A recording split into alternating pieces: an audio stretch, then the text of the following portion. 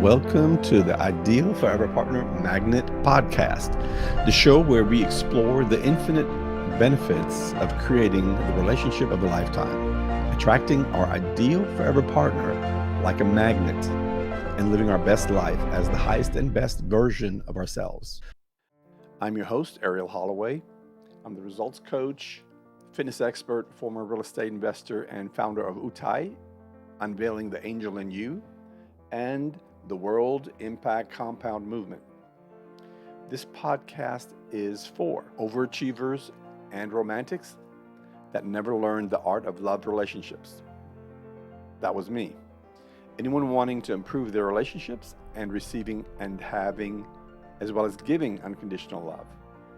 And the biggest impact I can make in someone's life is to teach them how to manifest their ideal forever partner. So with this podcast, I'm dedicating to help souls around the world wake up to who you really are and what you really want in life, helping you on your path of learning about unconditional love by creating significant epic relationships that generate happy memories. Doesn't hurt to go from relationship to relationship without really knowing how to make them work. Wouldn't it be great if there was a step-by-step course or plan to teach us how to have an awesome relationship that lasts? Learn what and why in relationships work and last. I have a little Q&A to ask and answer. What works in relationships? That's the question. The answer is understanding what the other person wants. That's what works. So if you're not clear on what works in your relationships and how to make relationships work, I'm going to start that question over. What works in relationships? Very simply, understanding what the other person wants. What else? Understanding what we want. Very good. How can we figure out what I want and what the other person wants? Excuse me, guys. The best way to learn both love languages. The best way is to learn both our love languages. What if I'm too busy? Isn't this distracting me from my life right now? We're busy because we are distracted already. That's why we're busy. Busy isn't great. If you're busy creating your dreams, hey, that is awesome. But if you're just busy and you don't have time for your dreams, something needs to change. Because what are you busy with? We are busy because we are distracted already. Here's a little exercise that will put everything into perspective for you guys.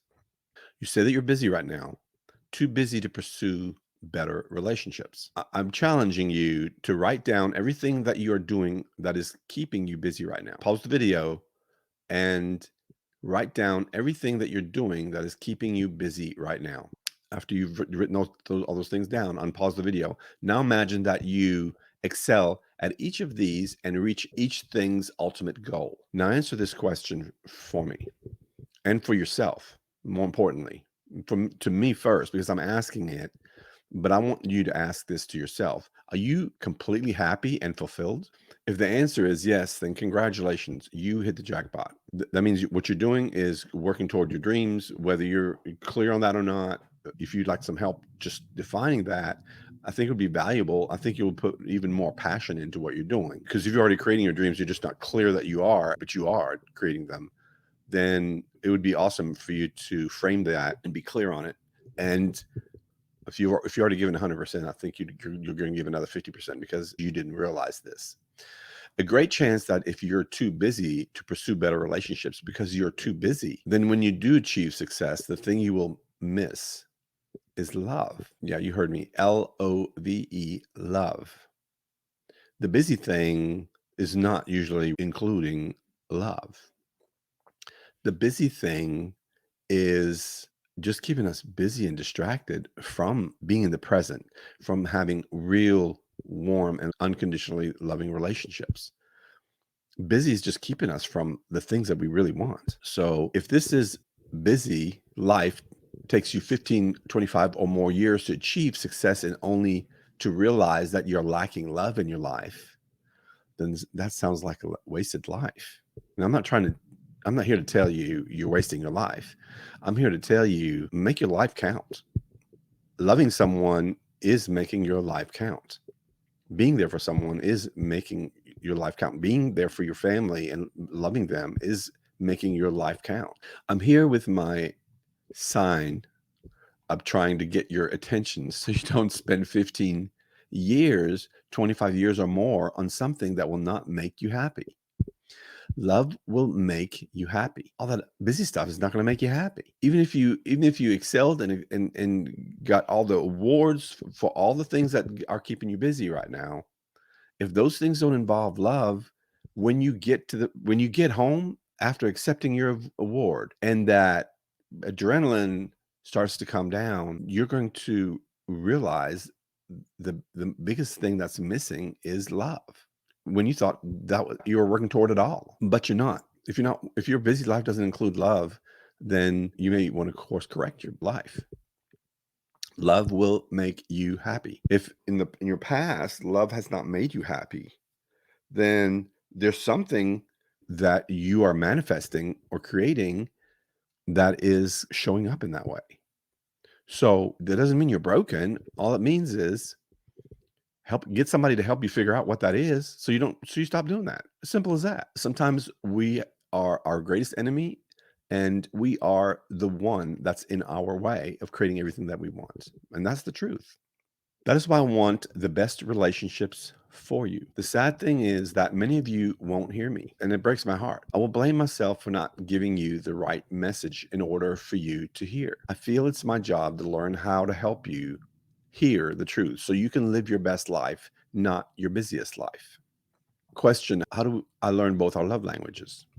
Just follow this. And we've talked about love languages multiple times. But if you want to go to Japan and you want to learn the culture there, and you may have had a dream that you love the nature of the Japanese people, and you really see yourself, maybe that is where your ideal partner may be. When you get the courage, you change your life, you get your ticket, you make your arrangements, you show up in Japan, and what happened? What happens when you get off the airplane? What happens when you get off the airplane is everybody's speaking Japanese. Yeah, there may be some people speaking English, but the people speaking English are probably, most of them are from other countries that found it beneficial to speak English. My point is, if you want your partner to be from Japan, your ideal forever partner, then you've got to bother to learn their language. As simple as that. Is pretty elementary. The language of love truth finder is what I call this. My language of love and how I receive love is, and I'll tell you that in a minute. I'm actually going to put this in a quiz or some kind of follow-up plan. I'm going to put that in there for you guys because you have got to get what you love. You have got to get how you receive love. If you don't know how you receive love, then this world is obscure to you. If you're not clear on what makes you happy and how you receive love, then this world is a mystery to you and you're just feeling your way in the dark. So first, you have to learn what your love language is. You have to be clear on what yours is. I get, oh, but I just want to find out what someone else's is. But you know what? They're going to want to know what yours is. An ideal forever partner that you want is going to want to know what your language of love is, because they're going to want to give you everything that you want. But if you're only saying, oh, no, no, no, don't give me anything that I want, I only want to give you what you want, how long is that going to work? Plus, you're not allowing your IF to express their love for you. So it's a one-sided relationship that you're creating, which is doomed for failure. Okay, so we're going to get our own language of love right now. I'm going to say this again. We're going to get our own language of love right here, right now. Okay. So whatever you're doing, if you're in the car, keep listening, but don't get distracted from the road or anything like that. If you can pull over, if you're in a workplace and you're on break, this is not going to take long. Okay. So you can't listen right now, or you can't do the exercise right now, then just come back to it. The video is going to be posted and it's free. So here are the 5 main love languages, and there are a few others, but these are the main ones. So let's get fluent in these first. So the chance that your number 1 and number 2 love language are one of these 5 is probably 90 to 95%, according to, versus the few additional ones that are being speculated about.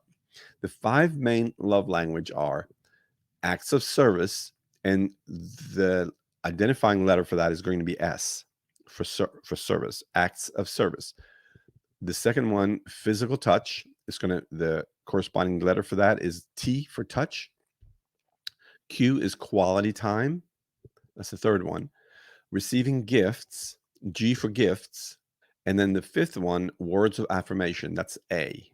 Okay. I'm going to describe them in detail so you can rank them 1 through 5. All you got to do is take these 5 and put them in the order of importance. That's all I'm asking you to do. And you know what? Let's just do this right now. You can always give this more thought later. This may change in your mind later, and that's okay. But you know what? You got to start. Sometimes you just got to start. Sometimes you just got to dive right in. Okay, because if we keep putting things off and off, then when do we have time for the things that we've been putting off? We don't, and that's the thing that traps us in the busy. The things that we put off and we put them in the line of these are things that got to be done, which builds up our tension, our pressure, our stress. And then we feel like we have to live these busy lives. And then we try to get one of those in. We are creating that. That's not life. We're creating that. So I'm challenging you to recreate it where you do it now and get it out of the way. So I'm going to describe each of these in detail. Pause the video as you need until you get your clear results. And I'm going to tell you after we do this what mine is. Okay. Our goal is determining our own love language, or actually, it's our language of love. These are love languages, but when we describe it for us or someone else, and we actually take the languages, we put them in the order, and they're specifically for that person. That is their language of love. That's no longer the love language. That is now their language of love. My first and second are my language of love, and yours will be also.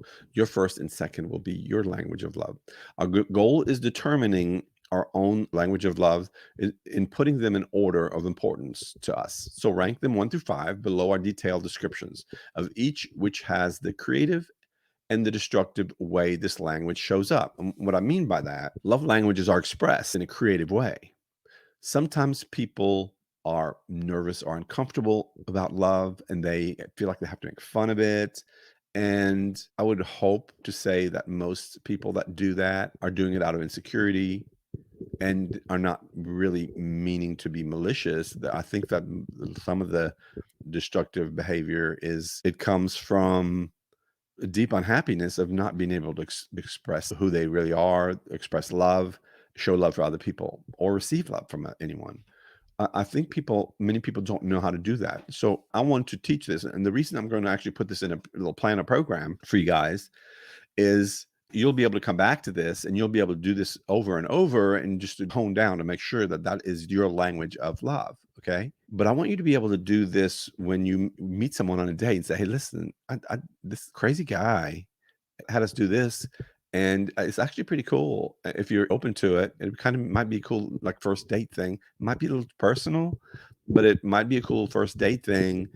And it will be something that you will walk away with that you'll always have. And you may even remember this date, whether this works out or not. But the cool thing is that you can help them get their love language. So it will be just like this, and it'll show how they can just get through this in the same way. But you can also share this with your family. Okay. So it's a beautiful icebreaker. You know, I've shared with you guys my family. My mother's German. They're just not very affectionate people. The German people are not very affectionate. My dad was American. He was raised an orphan.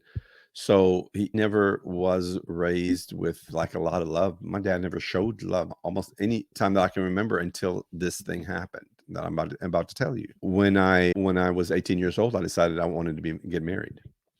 And I decided I wanted a child. Actually, I wanted a son, but the universe circumvented, or the universe gave me exactly what I wanted, and God gave me exactly what I wanted because I got a girl.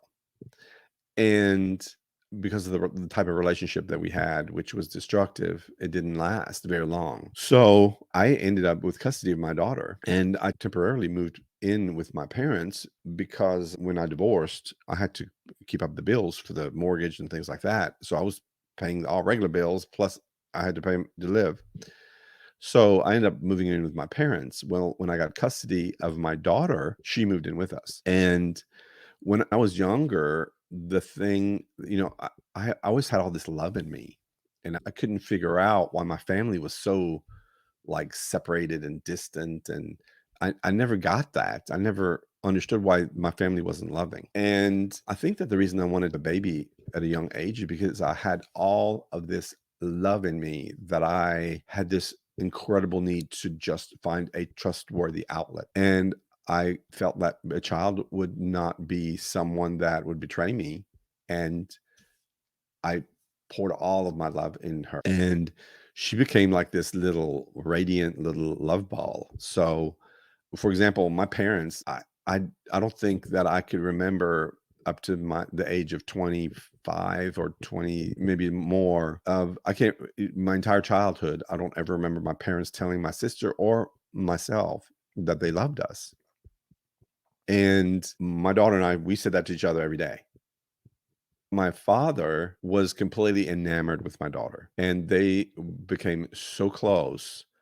And of course, when you have like this little bundle of light constantly telling you, you know, you're sharing popsicles and they're watching kids shows together, and I mean, she was probably the light of his life, and she was the light of my life, and she is the light of my life still. And of course, he had constantly had her saying, I love you, Opa," which is what she called him. "I love you, Opa." So, eventually, he couldn't resist anymore. I mean, even the man of rock could not resist any longer saying, "I love you" back to her, which was huge for me and my father, because I never even heard him say the words. I've never even heard the words come out of his mouth, not even to my mother.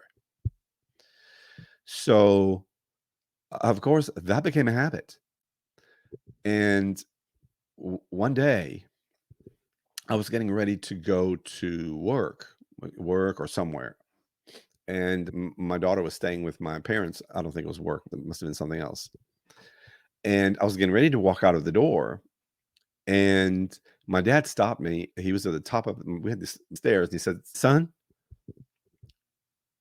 I just want you to know I love you." I didn't know what to say. I mean, I didn't know that was coming. I literally did not know that was coming, and when it did, I realized, and I said, I love you too, Dad." And I went on to where I was going, and when I sat in my car for a minute, and I realized that the love that I had inside me, that I had this need to express, I created another being that actually helped my parents become more loving. So, sorry, guys, that was a really long story, but it was really a beautiful story for me and very impactful in my life. So, I want to create this app or a quiz, so you can share this with the people that you love around you, your family you created, your friends, anyone that you want to share it with. You can share this with them so they can figure out what their love language is, and then you guys, so we can have this conversation that is meant to been had from many, which is sharing how to love each other. And it's not going to be embarrassing or personal. It may be at first, but when you realize you're really simply talking about things that the way you respond is the things you respond best to. When you get that, then the embarrassment goes away. You've got to get past the embarrassment because love is not an embarrassment. Love is the goal. We've been conditioned that love is weakness or whatever we were taught, but it's not the truth. The truth is, love is our nature. It is our nature. And if we deny our nature, then we will not be happy until we accept our nature. So we're going to do this with all five rank them according to the importance. When you're done, take the corresponding letter to your first, the most important one, which is the first one, and that's going to be a capital letter. And for me, that's Q, quality time. Okay. So I told you I'm going to tell you what my love language is. So my love language is a capital Q, and that goes in the top space without that earlier we left blank. And then I'm going to take our second ranked priority of what we chose, and that one is for me A, but it's a small a. My love language is a capital Q and a small a, which stands for quality time, primary, and words of affirmation, secondary. It's that simple. I think it would be actually beautiful to give someone that you love a necklace that has the letters. For example, mine would be Q, capital Q, small a, in a necklace, or like a ladies, maybe a bracelet, or what have you. So anyway, just a thought. All right, where are we? Here are all the 5 love languages in detail, description, and in their creative manifestation, as well as their destructive manifestation. Acts of service. This is the creative manifestation. Chores around the house, picking up kids from school. So let me put this in perspective. So what I'm reading here is, this is, if my love language was acts of service, then these are things that I would recognize as somebody loving me to help me make my day better. Doing chores around the house, picking up the kids from school, errands that reduce the burden of responsibility, paying the bills. And by paying the bills, I don't mean like this person doesn't want to use any of their money, or create a kind of effort in order to uh, participate in the financial responsibilities of the household. That's not what this means. Paying the bills means, to someone whose love language is acts of service, they may not enjoy paying the bills, just writing out the checks, or that kind of thing. That just the exercise of paying the bills.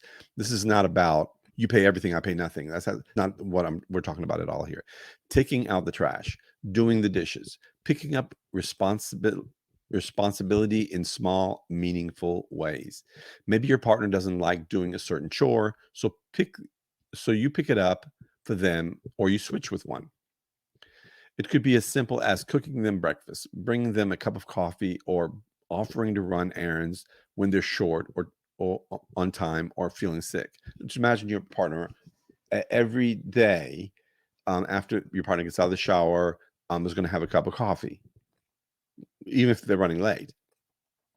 So, an act for you to love them and give them what they want, you could adjust your time to get the coffee made, or create having the coffee made, or maybe go out and purchase a machine that automatically has the coffee made at a particular time, and then you just pour them a cup of coffee, and you have it warm for them when they get out. And that is that speaks to their love.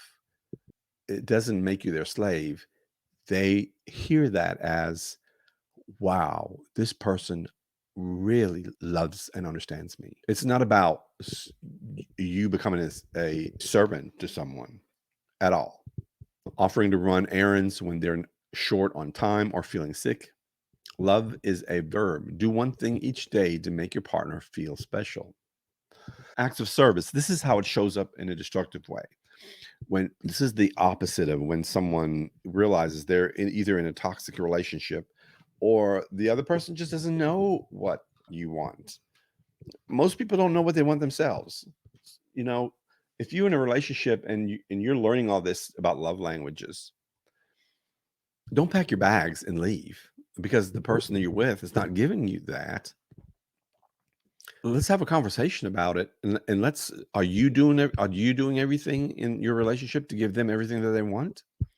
And even if you are, that may be part of you creating a relationship where that is one-sided. So this is the way it shows up. Broken commitments. It bothers people that their love language is the way they receive love is acts of service. It bothers them much more than it would someone that that's not their love language. Laziness. They take laziness personal. They don't somebody just doesn't want to do anything. They're staying on the sofa watching television all the time. They want you to bring their food to the sofa because they don't want to even go to the dining room table. To them, that is hurtful. Okay. We're going to go to physical touch now. This is the creative way that it shows up. Not necessarily sex, but can be. Hugs, cuddling, massages, back rubs, holding hands, thoughtful touch, enjoying your partner's physical presence. This could be as simple as holding hands, cuddling, or a kiss on this, or kiss or hug. If physical touch is high on your partner's list, sexual intimacy may also rank high on their priorities. A person who uses words to express their affection instead of touch may have to work a bit harder to get out of the comfort zone and think about connecting through touch. This is the destructive way that physical touch shows up. Okay. Neglect, abuse, quality time. This is the creative way quality time shows up. Value full and undivided attention above all else. Being there for them. Being present when together. Make eye contact more. One-on-one time with TV off. Cell off, etc. While them with them makes them feel loved. When you do those things with them, while you're with them, you turn off your cell phone, you turn off your TV, and you just spend time with them, that speaks to their love language. That to them, they're hearing this person's really valuing me because they're here with their presence. They're not paying attention to any distractions, and they're giving me their full attention and undivided attention. Can combine acts of service with spending time together also. Like doing chores together or like doing a project, painting a room in your house, that kind of thing. Spend more time with them instead of the office or on the cell. When your partner is when they put down your phone and really take in what they're saying, that's what means a lot to them. Ask them what they would like to do with you and then schedule a date to do it. If your partner loves experiences and date night ideas, this might be the area to focus on. Learn to listen better. Maybe go on a walk, watch a movie, or pick up a hobby that you can do together. Whatever you decide to do, it is important to do it fully with your partners. Focus front and center. That's what quality time is all about. It doesn't mean that this person is like this insatiable person that needs your attention.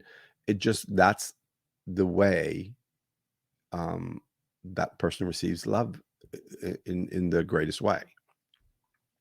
This is how quality time shows up in a destructive way. Canceled or postponed dates are especially hurtful. Failure failure to listen. Don't assume what they like to do. Ask them. So quality time, part of quality time is let's say you wanted to do something for somebody, but you didn't bother to find out exactly what they would like. You just gave them what you thought they wanted, which could be a disaster, and it could pee you off when really and it's easy to blame the other person saying, well, this person's not even grateful or anything that I've done. Well, the truth is you didn't bother to find out what they wanted in the first place. Your act was gracious, but it wasn't your highest and best. Betrayal is another way it shows up. Quality time. Choosing to be with someone else without transparency.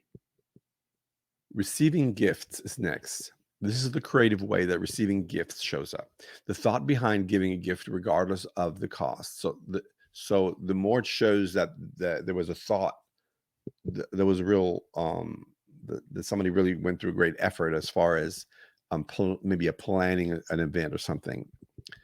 For those of you who have who will meet an IFP who loves to receive gifts, and G is their capital letter, and you've gotten to the point where you're like, okay, this is the person I want to spend the rest of my life with. A well thought out and well planned proposal is something that would show them how much you love them. That would be A plus exercise for you. And it would be an unfair advantage for you because you're speaking their love language and you're asking them to love you for the rest of their life. So that's a great combination. Shows the effort. Roses, jewelry, or any token of your affection. It tends to be amplified around important events, holidays, or anniversaries. And I want to say something about like gifts like jewelry. Sometimes we have a mentality or belief that when somebody is like getting jewelry will make them happy, that person is a gold digger. I'm just going to say it out loud. Just say it. But that is not a sign of being a gold digger at all. So this is what I always told my daughter when she grew up. I always said, sweetheart, never marry for money. Just hang around rich people till you fall in love. And I made it funny, but she listened to that. She heard that all her life. And what I meant by that and what I wanted to teach her was that with somebody wealthy, and I know I said rich, but someone wealthy is likely going to be more successful. They're going to be success oriented. I wanted her to be with someone that's success oriented because they're going to also require her to be success oriented. That's what I wanted for her. So again, the giving gifts is not a. I just want everyone to be careful to not put someone in a category. My daughter loves getting expensive gifts, but she loves getting any kind of gifts that are thoughtful. So it doesn't matter to her. She could be equally happy with a $10,000 necklace as a like a gift that she could use in her car that'll just make her happy, and or just like a fancy little bejeweled trash bag for her car so she can keep her car neat. She would be just as happy with that because it's if that is something that she really wanted. Okay, so it tends to be amplified around important events, holidays, or anniversaries. So the gift thing is what is amplified around that. And I just want to say something about that. Those special holidays are times where we show each other usually more that we love each other. So this is an opportunity for us to share that with the person and speak to them in their love language, whatever that might be. You don't necessarily need to go big or go home. A gift can be something as simple as picking up their favorite snack for your next movie night, or in my daughter's case, ice cream. But don't be cheap. This is about giving your partner what they want, not what is convenient for you to give them. The destructive way that receiving gifts shows up is missed birthdays or special days, and thoughtless gifts. The next one, the fifth one, is words of affirmation. The creative way it shows up is genuine compliments. Let your partner know you value them. Reassure them in the relationship. And I just want to share something. This is not just helpful for your IFP. This is helpful in your relationship, in all your relationships. It's helpful in your relationships with your family, with your created family, with your friends. Some of this is even valuable in situations where you may feel like you have an enemy and you want to figure out, how to create peace with this person. You find out what their love language is and you will create peace. Reassure them in the relationship. Tell them often that you appreciate them. Tell your partner what you love about them. Hearing "I love you." Any ways to express this love language, but doesn't have to be at words. You can send a thoughtful card, email, or text. Praise them. Share a meaningful memory, photo, meme, or social media post with them. The destructive way that words of affirmation shows up is making fun of them. Just tears up a person that their love language is words of affirmation. Insults, being talked about behind your back. Okay, so pause the video as you need to, just so we can get this today for you guys. And you should have ranked these 5 love languages 1 through 5 and determined the number 1 and the number 2. The number 1 will be capitalized, as I said before, and the number 2 will be in small caps. This is your language of love. You have to start here. Life is about learning what makes you happy. Life's not about figuring out what makes other people happy. Okay? Sometimes we use that as a distraction to keep from learning what makes us happy. But each of us are here to learn about love and feelings. And if we don't learn what makes us feel love, then we are of limited use to anyone. Because the only way we can really love someone else is if we learn how to love ourselves. We have to first learn how to receive love in order to fully understand it and be able to give it to someone else. And that's the truth. And that's not to embarrass anyone or make anyone feel like anything. That's just the truth. I'm just telling the truth. If you're feeling bad about it, then that's what you're choosing to do. Just choose not to feel bad about it and do something about it. Because if I'm telling you this now, don't wonder what that conversation that I had 5 years ago was, or maybe you can find it when you could be changing your life from today on. If you change your life from 5 years on, then that's what I want for you. If that's what you want, then that's what I want for you. I just rather you not waste 5 years of learning about love. Life is about learning what makes you happy. If your response is that you like to make others happy, then that's awesome. The truth is, the happier you are, the happier you can make someone else. It's that simple. It's the old scenario of putting your oxygen mask on yourself before you put them on a child or someone else. This is not a selfish thing. It's a practical thing. If you're traveling with a child and put the oxygen mask on the child first and you pass out, then you're no longer any help to the child, nor to yourself. I'd like to say that again. If you're traveling with a child and put the oxygen mask on the child first and you pass out, then you're no longer any help to the child, nor to yourself, and you've made yourself a burden.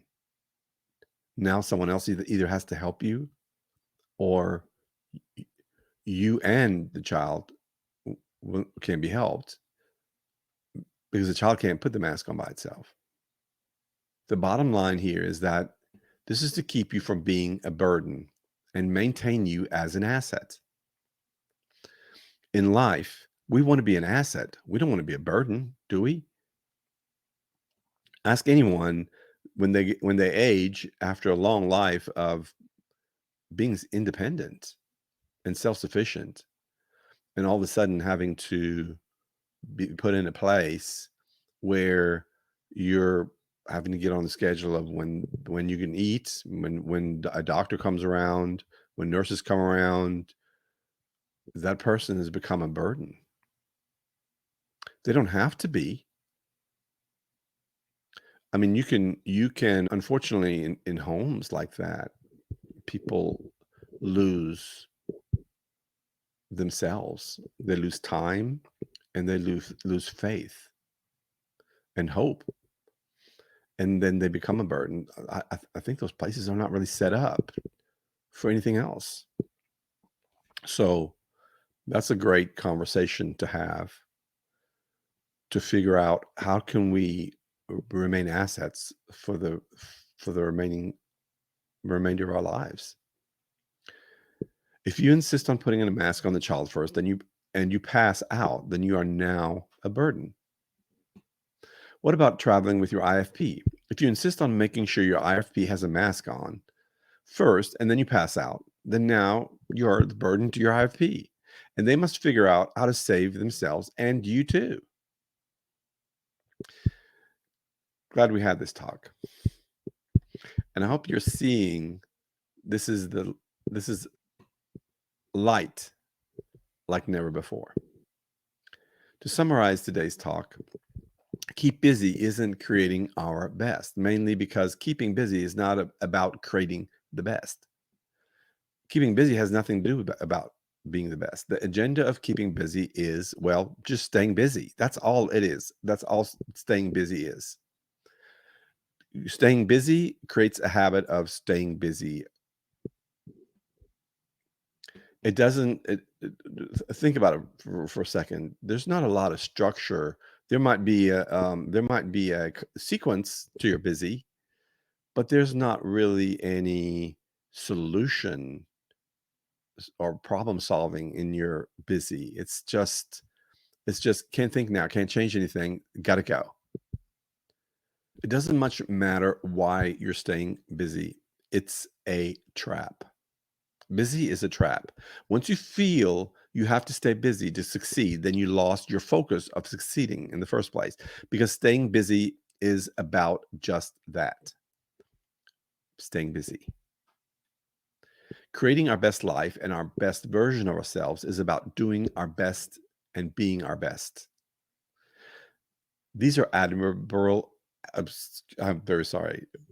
These are admirable goals that take character, discipline, and time to master. They cannot be faked, and the truth always shines through. Love is our ultimate goal. How do I know? When I have everything but love, then love is what is missing in my life. When you have everything except love, then love is the thing that is missing in your life. And your life will not be fulfilled until you have it. Everything without love is just a word and doesn't mean much unless love is leading our life. Some may disagree, who have achieved much and claim they don't need love. I would say that they are lying to themselves and to others and desperately want love, but have no idea how to achieve it. For those people, they don't need pity.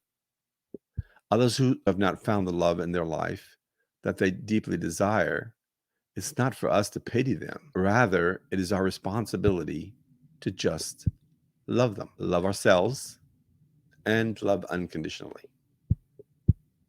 If you've enjoyed today's episode, please rate, review, and subscribe to the Ideal Forever Partner Magnet podcast. Your support helps us reach more souls in search of their unconditional true love. Check us out everywhere podcasts. Remember, you have the power to create heaven on earth through unconditional love. This is your life, no one else's. Grasp the courage to strive for the highest and best version of you